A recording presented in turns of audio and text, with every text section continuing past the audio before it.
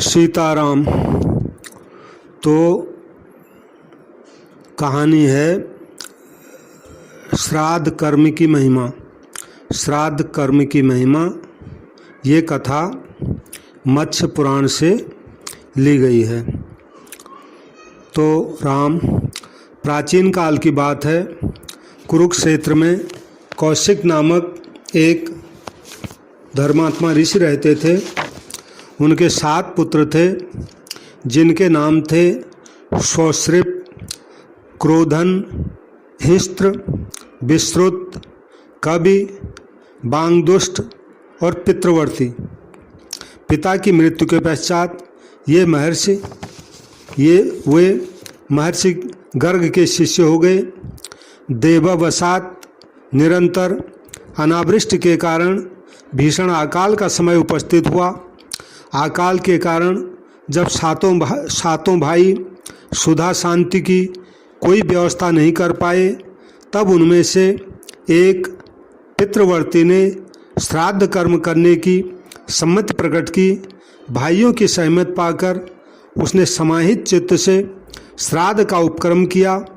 उसने छोटे बड़े के क्रम से 2 भाइयों को देव कार्य में, 3 को पितृकार्य में और 1 को अतिथि कार्य में नियुक्त किया तथा स्वयं श्राद्धकर्ता बना। काल क्रमानुसार मृत्यु के उपरांत श्राद्ध वैगुण्य रूप कर्म दोष से वे सभी दासपुर यानी मंदसौर नामक नगर में बहेलिया होकर उत्पन्न हुए।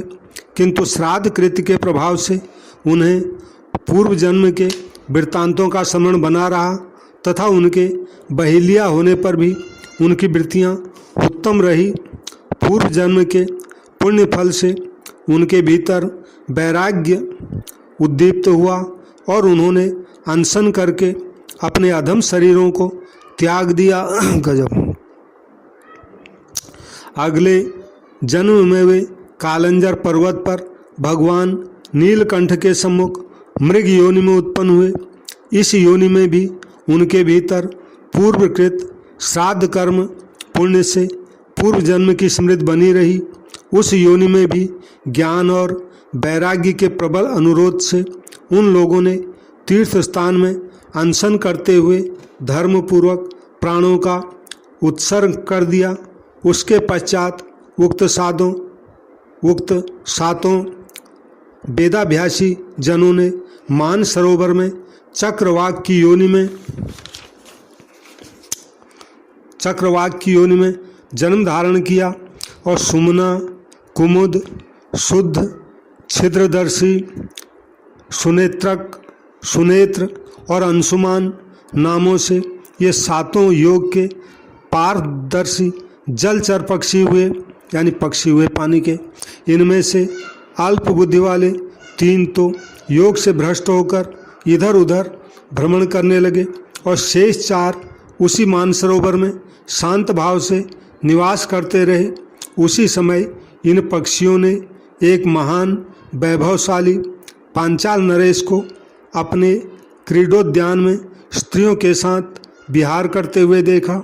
उस शोभाशाली राजा को देखकर उन जल पक्षियों में से एक को, जो पितृभक्त श्राद्धकर्ता पितृवर्ती नामक ब्राह्मण था, राज्य प्राप्ति की आकांक्षा उत्पन्न हो गई। दूसरे 2 योग भ्रष्ट पक्षियों को राजा के 2 वैभव संपन्न मंत्रियों को देखकर मृत्युलोक में मंत्री पद पाने की इच्छा हो गई। शेष 4 भाई निष्काम थे, अतः वे सभी आगे चलकर श्रेष्ठ ब्राह्मण कुल में पैदा हुए।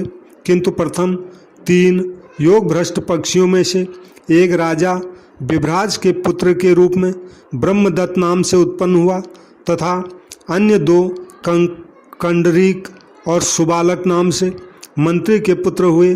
राजा विभ्राज की मृत्यु के बाद ब्रह्मदत्त महान गुणवान राजा हुआ और उसका विवाह सन्नति नाम की सुंदरी से हुआ। पांचाल नरेश ब्रह्मदत्त प्रबल पराक्रमी, सभी शास्त्रों में प्रवीण, योगज्ञ और सभी जंतुओं की बोली का ज्ञाता था।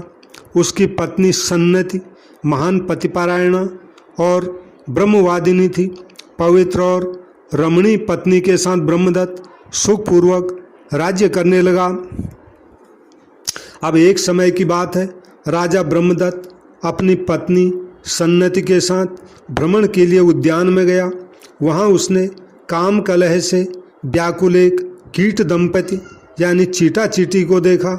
वह चीटा जिसका शरीर कामदेव के बाणों से संतप्त हो रहा था, चीटी से प्रणय कातर होकर कह रहा था कि प्रिय, ये जगत में तुम्हारे समान सुंदरी स्त्री कहीं कोई भी नहीं है। तुम्हारे कटी वक्ष उर्की यौवन शोभा अवर्णनीय है, तुम्हारी वाणी मधुर है, मुस्कान वेधक, और तुम्हारी रुचियाँ गुड़ और शक्कर के प्रति अतिशय सप्रेहणी हैं। तुम्हारा पातिव्रत धर्म भी महिमामय है। तुम सदा मेरे भोजन कर लेने के पश्चात भोजन करती हो और मेरे स्नान कर लेने के बाद ही स्नान करती हो। मेरा कुछ ही समय के लिए परदेश चला जाना तुमको दीन दुखी बना देता है और मेरा किंचित गुस्सा होना भी तुम्हें अतिशय कातर कर देता है। कल्याणी, बतलाओ तो सही किस कारण से तुमने मान रखा है। कल्याणी, बतलाओ तो सही किस कारण से तुमने मान रखा है मुझसे दूर दूर रहने का आखिर क्या कारण है। चीटे के इन उद्गारों से और अधिक आग बबूला होती हुई चीटी कह रही थी, अरे सट, तुम क्यों मुझसे व्यर्थ बकवास कर रहे हो। अरे धूर्त, अभी कल ही तुमने मेरा परित्याग करके लड्डू का चूर्ण ले जाकर दूसरी चीटी को नहीं दिया था क्या। चीटा कह रहा था, श्रेष्ठ और मन को भाने वाली मेरी प्रिय भामिनी, तुम मेरे इस एक अपराध को क्षमा कर दो। मैं इसकी अब पुनरावृत्ति कभी नहीं करूँगा। मैंने तुम्हारे रंग रूप के सादृश्य के कारण भूल से दूसरी चीटी को मोदक का चूर्ण दे दिया था। मैं सत्य की दुहाई देता हूँ और तुम्हारे चरण छूता हूँ, अब तुम मुझ पर प्रसन्न हो जाओ। तो राजा ब्रह्मदत्त चीटी के संवाद को सुनकर हंसने लगे। वस्तुतः ब्रह्मदत्त को विभिन्न पशु पक्षियों एवं प्राणियों की बोली समझ जाने का जन्मजात गुण प्राप्त था, क्योंकि उनके पिता ने पुत्र प्राप्ति के लिए महान तप किया था और भगवान विष्णु ने ब्रह्मदत्त के रूप में स्वयं उनके पिता को ब्रह्मदत्त जैसा पुत्र प्राप्त होने का वरदान दिया था, जो धार्मिक श्रेष्ठ योगी होने के साथ साथ संपूर्ण प्राणियों की बोली का ज्ञाता भी हो सकता था। ब्रह्मदत्त को कीट दंपति के बीच में चलने वाली प्रणय लीला को देखकर जब हंसी आ गई तो महारानी सन्नति ने यह समझा कि राजा उनका परिहास कर रहे हैं और उक्त हंसी का रहस्य जानने के लिए वे हट करने लगी। तो राजा ने उन्हें इसका वास्तविक कारण तो बता दिया, पर रानी को उस पर विश्वास नहीं हुआ। राजा रानी को सहमत न कर पाने की स्थिति में अत्यंत दुखी हो गए और स्वयं श्री हरि के समक्ष 7 रात तक आराधना करते हुए बैठे रहे। भगवान विष्णु ने उन्हें स्वप्न में दर्शन देकर कहा कि राजन, प्रातःकाल तुम्हारे नगर में घूमता हुआ एक वृद्ध ब्राह्मण जो कुछ कहेगा उसके वचनों से तुम्हें सारा रहस्य ज्ञात हो जाएगा। यूँ कहकर भगवान विष्णु अंतर्ध्यान हो गए। वास्तविकता यह थी कि 7 चक्रवाक जो किसी जन्म में 7 भाई थे, उनमें से 3 तो योग भ्रष्ट होकर अपनी इच्छाओं के अनुरूप क्रमशः राजा ब्रह्मदत्त तथा मंत्री कंडरीक और सुबालक हुए और शेष 4 चक्रवाक उसी ब्रह्मदत्त के नगर में एक वृद्ध ब्राह्मण के पुत्र रूप से उत्पन्न हुए। वे जाति समर्थ बने रहे, यानी उनको अपने जाति की याद बनी रही, और धृतमान, तत्वदर्शी, विद्याचंड एवं तपोत्सुक इन 4 नामों से लोकों में प्रसिद्ध हो गए। बचपन से ही वैराग्य एवं तपस्या की प्रवृत्ति के कारण इन 4 भाइयों ने अपने पिता सुदरिद्र से एक दिन कहा कि पिताजी, हम लोग तपस्या करके परम सिद्धि प्राप्त करना चाहते हैं। उनके इस कथन को सुनकर महातपस्वी सुदरिद्र दीन वाणी में बोले कि पुत्रों, यह कैसी बात कर रहे हो? मुझ दरिद्र पिता को छोड़कर तुम लोग क्या वनवासी होना चाहते हो? मेरा परित्याग करने से तुम्हें कौन सा धर्म होगा और क्या तुम्हारी गति होगी?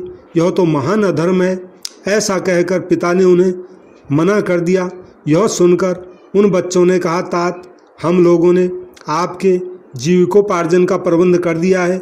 यदि आप प्रातः काल राजा ब्रह्मदत्त के समक्ष जाकर इस श्लोक का पाठ कीजिए तो राजा आपको प्रचुर धन संपत्ति एवं सहस्त्रों ग्राम प्रदान करेंगे।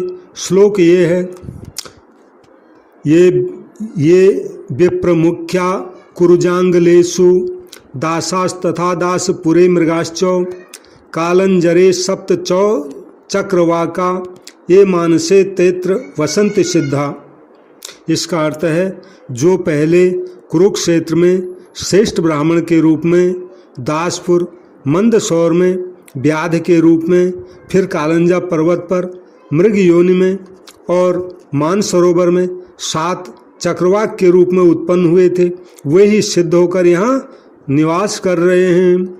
ये विप्रमुख्या कुरुजांगलेषु दासस्तथा दासपुरे मृगाश्चौ कालंजरे सप्त चौ चक्रवाका ये मानसे तेत्र वसंत सिद्धा।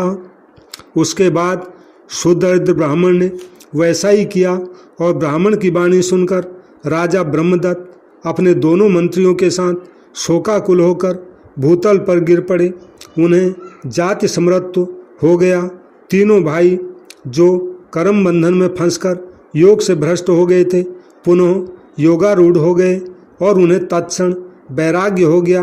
राजा ने अपने पुत्र को राज्य का भार सौंप दिया और योग का आश्रय ग्रहण कर परम पद की प्राप्ति की। सीताराम सीताराम। ये कथा मत्स्य पुराण से ली गई है।